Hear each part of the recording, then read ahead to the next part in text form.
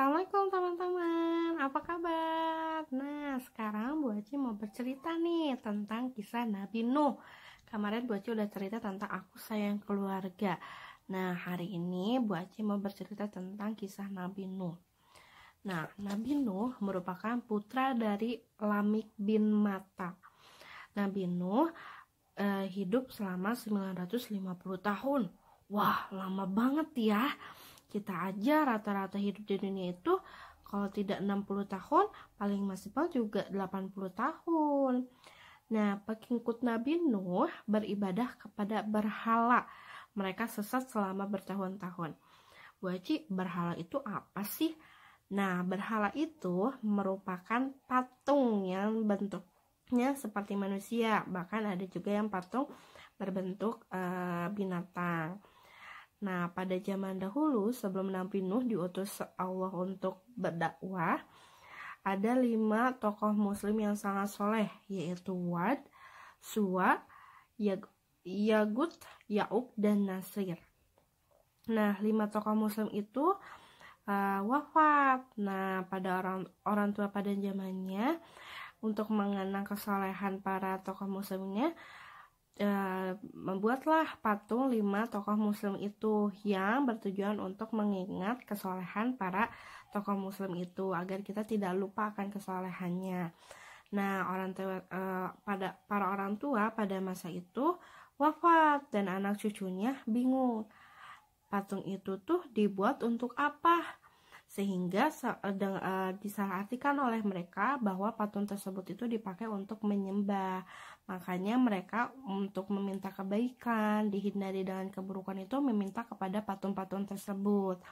Tapi karena mereka menyembah berhala, mereka malah mendapatkan keburukan. Kejahatannya merajalela, banyak kejahatan terjadi di sana. Nah, pada saat kejahatan merajalela, Nabi Nuh diutuslah oleh Allah untuk berdakwah, untuk mengingatkan para muslim untuk kembali menyembah kepada Allah Subhanahu wa Ta'ala, untuk meminta kebaikan dan melindungi keburukan hanya kepada Allah Subhanahu wa Ta'ala. Nah, Nabi Nuh itu berdakwah dengan sabar, mengingatkan mereka kepada Allah, namun mereka tetap tidak mendengarkan. Nabi Nuh pun terus mengajak tanpa lelah. Nah, berdakwah itu seperti apa sih Bu Aci? Nah, berdakwah itu seperti mengajarkan, seperti Bu Aci mengajarkan teman-teman, atau seperti guru yang mengajarkan teman-teman untuk melakukan hal-hal yang baik dan menghindari keburukan. Nah, selama berdakwah, Nabi Nuh bukannya mendapat kebaikan, malah diejek-ejek nih sama para umatnya, dihina oleh para umatnya karena tidak percaya Allah Subhanahu wa Ta'ala. Lama-lama ulah mereka membuat kesal Nabi Nuh. Nabi Nuh pun berdoa kepada Allah. Nabi Nuh berdoa kepada Allah, "Ya Allah, jangan biarkan orang-orang durhaka itu hidup di bumi. Mereka menyesatkan orang-orang yang beriman, ya Allah. Bila mereka terus hidup, tentu akan menurunkan orang-orang yang jahat pula." Nah, ketika Nabi Nuh berdoa kepada Allah, Allah pun mendengarkan doa Nabi Nuh. Akhirnya Nabi Nuh diperintahkan oleh Allah untuk membuat kapal. Di atas gunung. Akhirnya Nabi Nuh pun mengikuti perintah Allah Subhanahu wa Ta'ala untuk membuat perahu. Saat pembuatan perahu, Nabi Nuh diejek oleh para umat yang tidak beriman. Lihat tuh Nabi Nuh dan pengikutnya, mereka membuat perahu di atas gunung di cuaca yang sangat kering, yang tidak ada air sama sekali. Mereka kayaknya hilang ingatannya, kata orang-orang yang tidak beriman di kaki gunung tersebut. Nah, setelah para umat muslim yang beriman, Nabi Nuh dan para binatang naik. Nah, sebelum berlayar, nah, sesudah semuanya naik ke dalam perahu, baik itu Nabi Nuh, para umat yang beriman, dan para binatang, Nabi Nuh pun diperintahkan oleh Allah untuk membaca doa dulu sebelum mulai berlayar. Nah, doanya itu sama seperti teman-teman menaik kendaraan. Teman-teman sudah hafal belum doa untuk menaik kendaraan seperti apa? Kita baca doanya bareng-bareng yuk.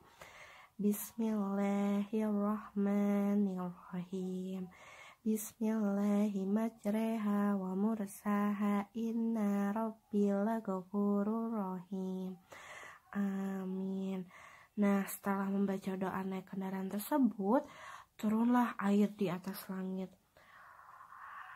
Airnya pun turun sangat deras, seperti hujan yang sangat lebat. Bahkan tidak terbayang oleh kita pun bahwa airnya sangat turun banyak sekali. Bukan hanya dari atas langit aja air turun, tetapi dari dalam tanah pun air keluar dan menggenangkan atau menutupi kota-kota, rumah-rumah tuh tertutup oleh air karena saking banyaknya air yang turun. Nah, orang-orang yang tidak beriman dia banyak yang meminta tolong karena meminta pertolongan agar tidak tenggelam dan selamat untuk bisa hidup kembali. Tetapi Nabi Nuh, para umat yang beriman dan binatang yang ada di dalam perahu alhamdulillah diselamatkan, dilindungi oleh Allah Subhanahu wa taala saat turunnya azab untuk orang-orang yang tidak beriman. Nah, di dalam perjalanan saat berlayar, Nabi Nuh melihat anak dan istrinya yang sedang kesulitan untuk mencari keselamatan. Nabi Nuh akhirnya memanggil anak dan istrinya untuk ikut serta ke dalam perahu. Nah, ayo ikut ayah untuk naik ke atas perahu. Tetapi kamu harus bisa beriman kepada Allah Subhanahu wa taala dan menghindari berhala. Nah, anak Nabi Nuh tidak mendengarkan ayahnya. Dia tetap mencoba mencari cara untuk menyelamatkan dirinya sendiri. Akhirnya Nabi Nuh dan pengikutnya selamat. Mereka terdampar di Gunung Judi yang sangat indah. Mereka pun memulai hidup baru di Gunung Judi itu bersama dengan orang-orang yang beriman dan binatang yang dibawanya.